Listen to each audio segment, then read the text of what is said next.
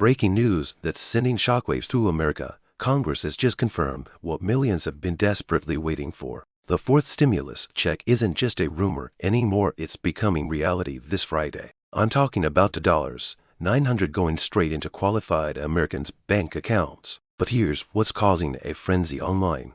The rollout is happening faster than any previous stimulus, and there's a new qualification system that could change everything for you. In the last 24 hours, my phone has been blowing up with messages from viewers asking, is this for real? Do I qualify? What's different this time? If you're wondering about these same questions, you're in the right place, because I've spent the last 12 hours digging through the official documents, talking to IRS representatives, and uncovering details that no one else is talking about.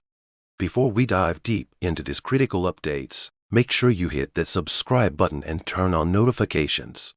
Let's start with the bombshell announcement that caught everyone off guard. Late yesterday evening, Congress passed the Economic Recovery and Household Stability Act with a surprising bipartisan vote of 289-146. This wasn't just another typical stimulus package. It's specifically designed to address the crushing inflation that's been hitting American families hard. What makes this for stimulus check different is its targeted approach. The IRS has completely revamped their distribution system, which means some people who didn't qualify for previous stimulus checks might be eligible this time around. But here's the catch: some who received past payments might not make the cut under the new criteria. The most pressing question I've been getting is about the income thresholds. Here's what's changed.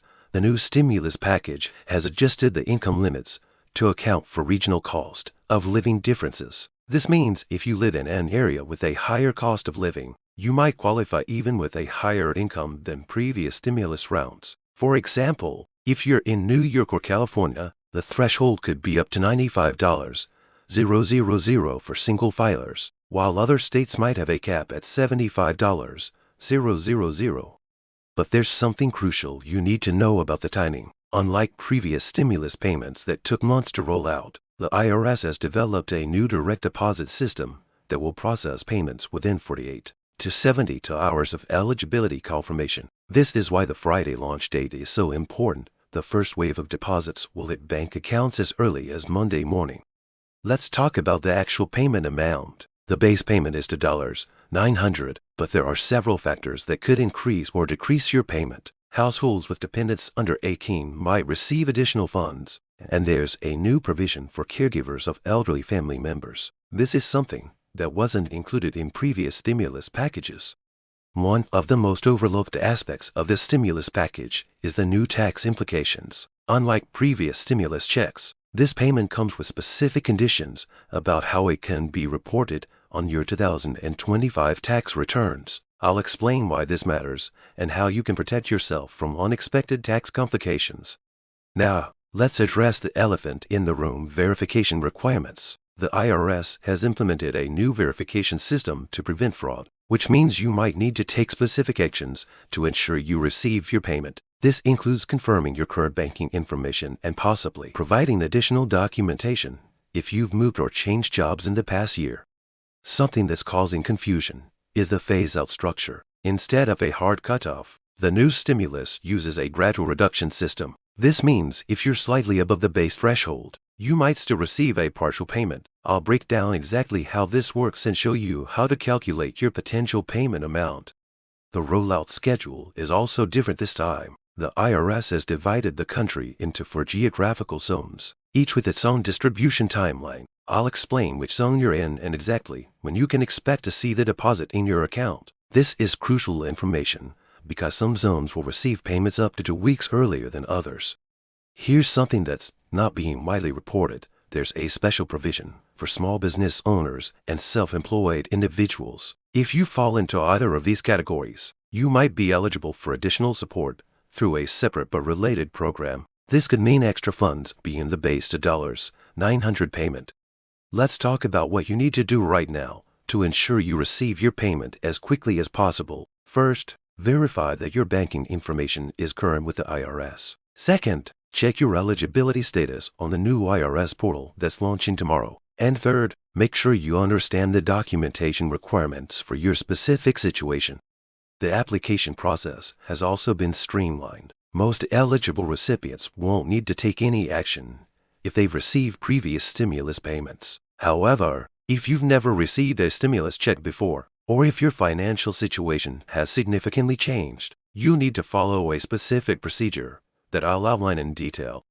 One concerning trend I'm seeing is the rise of stimulus-related scams. With the announcement of this new payment, scammers are already trying to take advantage of people. I'll share the red flags to watch for and how to protect yourself from these fraudulent schemes. There's also important information for Social Security recipients and veterans. The process is slightly different for these groups, and there are special provisions that could affect the timing and amount of their payments. If you fall into either of these categories, pay close attention to this section.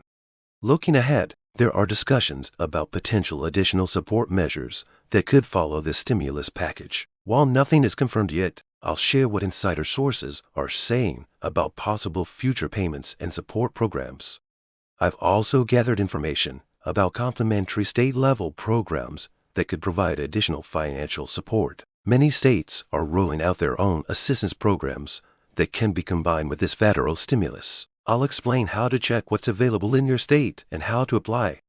The impact of this stimulus package on the economy is expected to be significant. Financial experts are predicting specific effects on inflation, interest rates, and the job market. Understanding these potential impacts can help you make better financial decisions in the coming months. Let's discuss smart ways to use this stimulus payment. While everyone's situation is different, I'll share strategies for maximizing the benefit of these funds, whether it's for debt reduction, emergency savings, or investment opportunities. Finally, let's talk about what all this means for the future of government assistance programs. This new stimulus package sets some interesting precedents that could influence how future aid is distributed. Understanding these changes helps you better prepare for what might come next. Remember, this information is rapidly evolving, and I'll be posting daily updates as new details emerge. Don't forget to subscribe and hit the notification bell to stay informed about any changes or updates to the stimulus rollout. Leave your questions in the comments below, and I'll address them in tomorrow's video. If this information was helpful, give the video a thumbs up and share it with friends and family who might benefit from knowing about this stimulus package. Stay tuned for my next video, where I'll be diving deep into the specific documentation requirements and answering your most pressing questions. Hit subscribe now, turn on notifications, and share this video to help others get this crucial information. Let's help each other navigate this new stimulus package successfully. Drop a comment below with any questions, and I'll see you in the next video. For those who might not qualify for the full amount, I'll explain alternative support programs and resources that you might be eligible for. There are several lesser-known assistance programs that could provide additional financial help.